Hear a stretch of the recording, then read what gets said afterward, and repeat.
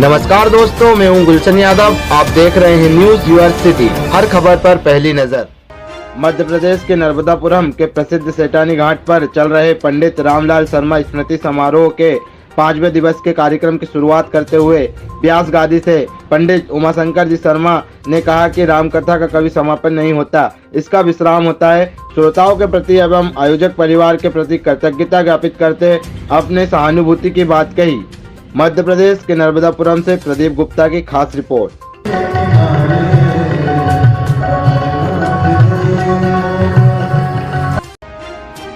मध्य प्रदेश के नर्मदापुरम के बांद्रावान में बच्चों ने पल में माप ली पृथ्वी की परिधि।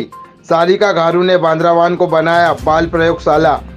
नर्मदा तवा के संगम बांद्रावान में विज्ञान प्रसारक सारिका घारू ने किया बाल वैज्ञानिकों का संगम। बांद्रावान को वैज्ञानिक पहचान दिलाने सारिका घारू का प्रयास। नर्मदापुरम में नर्मदा और तवा का संगम आज बाल विज्ञानियों का संगम बन गया। नेशनल अवार्ड प्राप्त विज्ञान प्रसारक सारिका घारू के मार्गदर्शन में नर्मदापुरम के 75 बच्चे नर्मदा परिक्रमा पथ पर पृथ्वी की परिक्रमा करने पहुंचे। खगोल विज्ञान जागरूकता के इस प्रयोग में बच्चों ने बिना चले ही पृथ्वी की परिधि का मापन 40,400 किलोमीटर कर लिया। मध्य प्रदेश के नर्मदापुरम से प्रदीप गुप्ता की खास रिपोर्ट।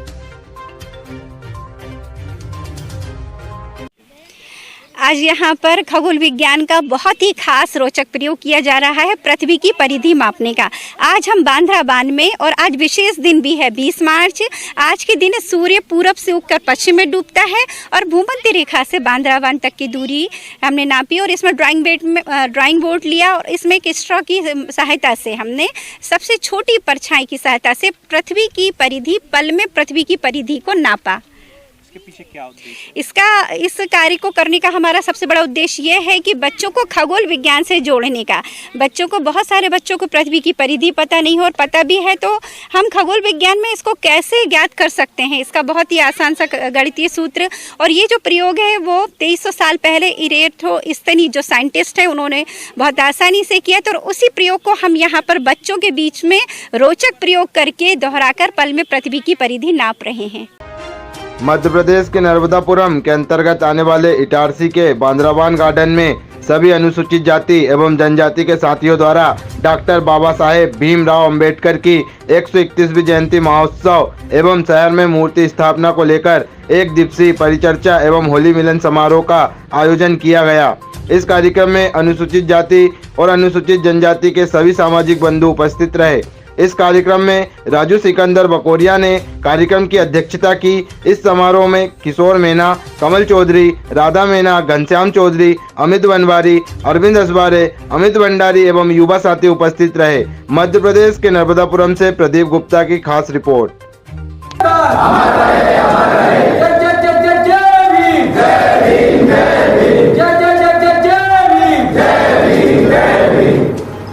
मध्य प्रदेश के हरदा जिले में कृषि मंत्री पटेल ने किया चना उपार्जन केंद्र का शुभारंभ।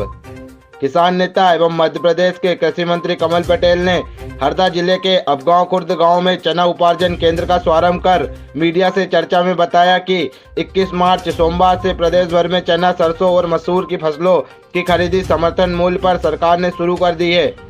मध्य प्रदेश सरकार ने इस बार कृषि विभाग के माध्यम से 8 लाख मीट्रिक टन से अधिक चना, 5 लाख मीट्रिक टन से ज्यादा सरसों और 1.5 लाख से 2 लाख मीट्रिक टन मसूर खरीदी का लक्ष्य रखा है।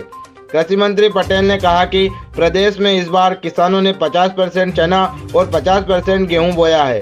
चने की फसल इस बार प्रदेश में बम्पर आई है। सरसों और मसूर की फसलों की खरीदी रेट समर्थन मूल्य से ऊपर, लेकिन चने की फसल का भी किसानों को लाभकारी मूल्य मिल सके, इसके लिए हमारी सरकार कृत संकल्पित है। उन्होंने कहा कि देश और प्रदेश में भाजपा की गरीब और किसानों की सरकार है। 2022 तक प्रधानमंत्री मोदी जन संकल्प हैं कि किसानों की आय दोगुना करना है। वहीं 2021 में ही प्रदेश में किसानों को उनकी फसल का दोगुना दाम मिलना शुरू हो गया है। मध्य प्रदेश के नर्मदापुरम से प्रदीप गुप्ता की खास रिपोर्ट।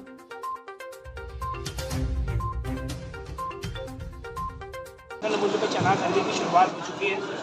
किस तरीके से चना खरीदा जाएगा और किसानों को किस तरीके की सुविधाएं दी जाएगी, क्या भाव तय किया सरकार? ये भारतीय जनता पार्टी की सरकार गांव, गरीब और किसानों की सरकार है।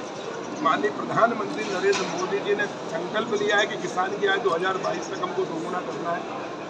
उनके संकल्प को पूरा करने के लिए मध्य प्रदेश की भारतीय जनता पार्टी की सरकार माननीय मुख्यमंत्री शिवराज जी के नेतृत्व में कृषि विभाग का संकल्पित है कि हम किसान की आय दोगुना करें। हमने गर्व कहते हुए कि हमने इसमें ही दोगुना कर दी।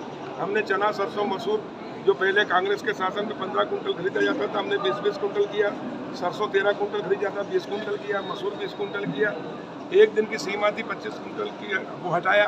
उसके कारण अनलिमिटेड चना, और इस बार किसानों ने चना भी बहुत बोया है, 50% गेहूँ और 50% चना। और 1 एकड़ में ये चना लगभग 1 लाख से ऊपर का होगा। यानी 1 एकड़ में ये कितना हुआ? 1.5 लाख, 15,575,000, तो 1.5 लाख, 2.25 लाख का। इससे किसान की आय दोगुना हो गई। गेहूँ से डबल रेट इसमें मिलेंगे किसान को। और चने की खरीदी हम कर रहे हैं। आज हमगांव खुर्द में हमारे भाई है, छोटे भाई शिव पटेल, इनके वेयर हाउस बना। इस वेयर हाउस के अंदर हमने शुरुआत की है। ये किसान है, अच्छे किसान हैं, और इसके लिए किसान भाइयों को बधाई देता हूँ कि भारत सरकार। ऐसे ही लेटेस्ट खबरों से जुड़े रहने के लिए चैनल को भी सब्सक्राइब करें। News university, the digital news platform.